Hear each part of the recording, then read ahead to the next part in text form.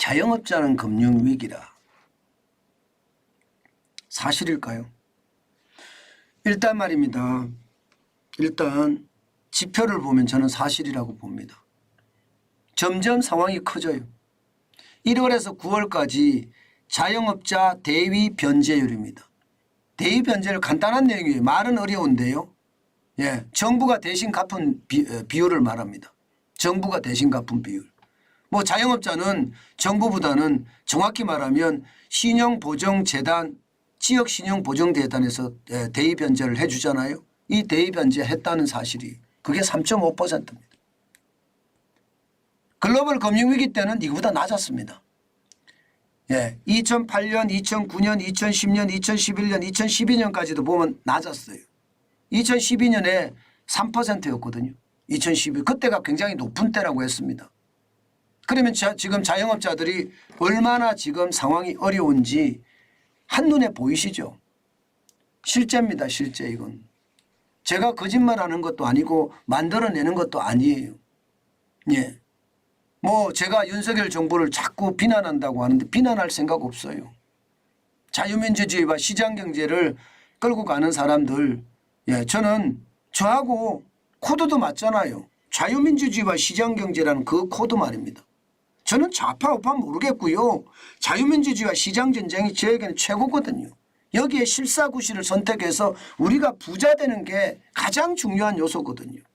그런데 보시는 것처럼 자영업자들이 지금 돈을 못 갚아요. 못 갚는 비율이 이렇게까지 늘어납니다. 작년에 말입니다. 5,076억 원이었습니다. 지금 1월에서 9월까지 1조 2,207억 원이에요. 이 정도면 여러분 자영업자들이 지금 폭망하고 있다. 자영업자는 이미 금융위기다. 이렇게 해도 뭐 손색이 없겠죠. 제가 봐서는 그렇습니다. 최악의 상태입니다. 이 정도면 진짜 버티지 못한다는 이야기가 나올 만도 합니다. 2018년만 하더라도 대입변제율 2%밖에 안 됐어요. 게다가 금액도 3,849억 원밖에 안 됐어요. 지금은요 천문학적인 숫자입니다. 1조 2,207억 원. 진짜 장난 아니잖아요. 제가 여러분들에게 코로나19의 통제 방역이 엄청나게 심할 때 제가 목이 터져라 외쳤습니다.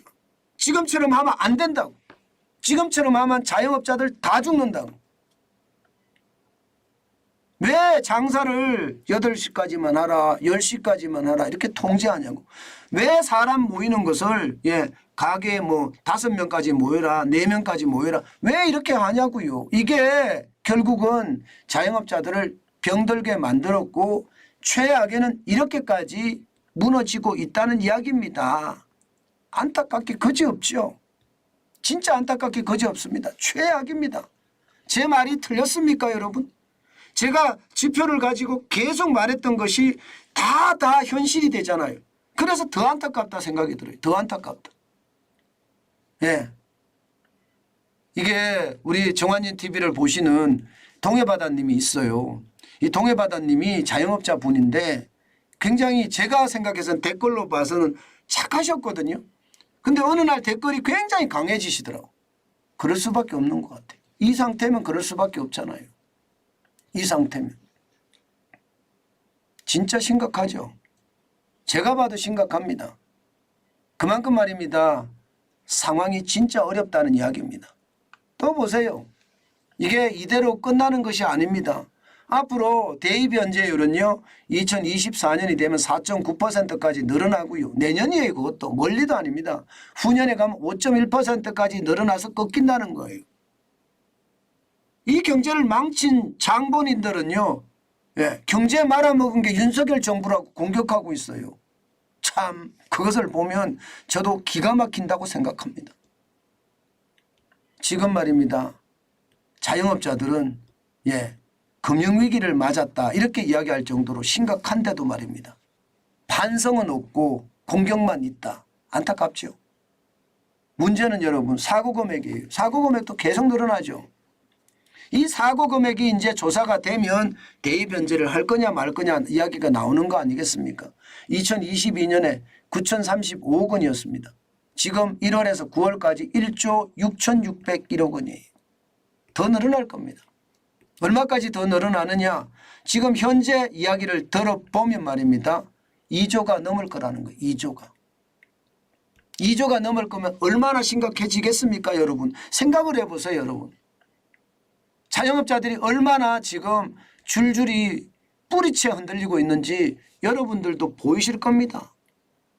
이게 현실인 거예요 이게. 그런데 마치 말입니다.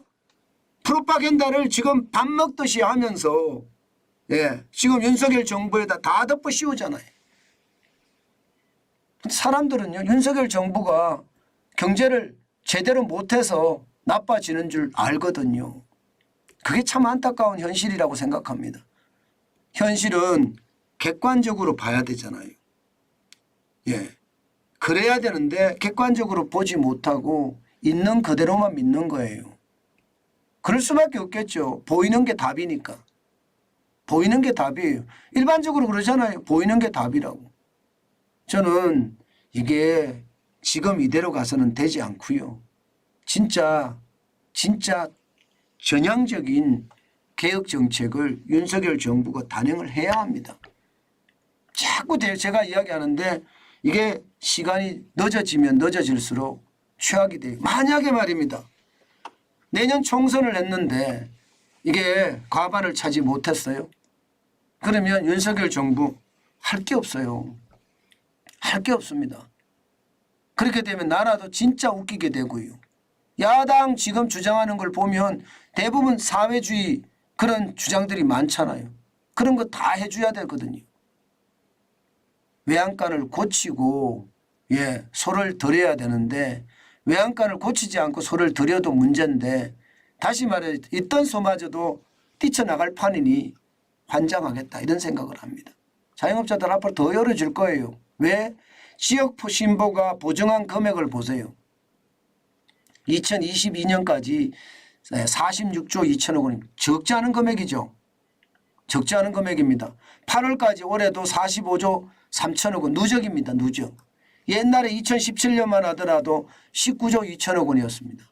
얼마나 말입니다. 얼마나 지금 자영업자들의 상황이 어려워졌는지 이 지표 하나만 봐도 압니다. 2019년에 23조까지 늘어났잖아요. 이게 2017년에 19조 2천억 원이 늘어나는 속도가 엄청나게 빠르다가 2020년 더 빨리 늘어났어요. 최악의 상황이 된 거예요. 최악의 상황이. 자영업자는 금융위기란 말이 틀린 말이 아닙니다. 그만큼 말입니다. 어렵다는 이야기 저는 보이거든요. 이거 윤석열 정부가 지금처럼 민기적 하잖아요. 그러면 여론이고 어떻게 생각하면 국민이고 국가고 다 잃어버립니다. 저는 그렇게 생각해요. 지금 자영업자들이 가장 어려운 게 뭘까요? 바로 그 부분을 제대로 살려줘야 되잖아요. 그 부분을 제대로 살리지 못하면요. 그만큼 말입니다.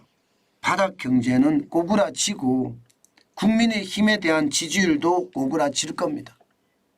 최악이 지금 바닥 경제거든요. 저는 그런 것을 보고 있으면 참 답답하다. 개혁이라는 게 개혁, 다시 개자의 가죽혁자입니다. 살갗을 벗겨내는 것 같이 어려운 게 개혁인데 그 개혁을 지금 분위기가 맞춰지면 개혁을 한다고 이야기하니 답답할 따름입니다. 저는 대통령에 취임하자마자 제가 늘 말했듯이 각 부처가 지금 어떻게 됐는지 문재인 정부 전, 문재인 정부 이후 비교를 하고요. 그 내용을 국민에게 소상히 발표한 다음에 윤석열 정부는 이렇게 하겠습니다 하고 이야기를 했었어야 된다고 저는 그렇게 생각합니다. 그걸 안 해서 도대체 누가 망쳤느냐. 결국은 윤석열 정부가 망쳤다 이렇게 나오는 거예요. 앞으로 윤석열 정부의 개혁 기대해 보겠습니다. 앞으로 어떻게 할지. 그리고 저는 야당도 민주당 더불어민주당도 자유민주주의와 시장경제의 원칙 하에 합의, 합치, 대화, 타협 이런 게 나타났으면 좋겠습니다. 내로남불하지 말고 국가와 국민을 위해서 서로가 한 발씩 양보하는 미덕 지금 굉장히 중요하지 않을까요?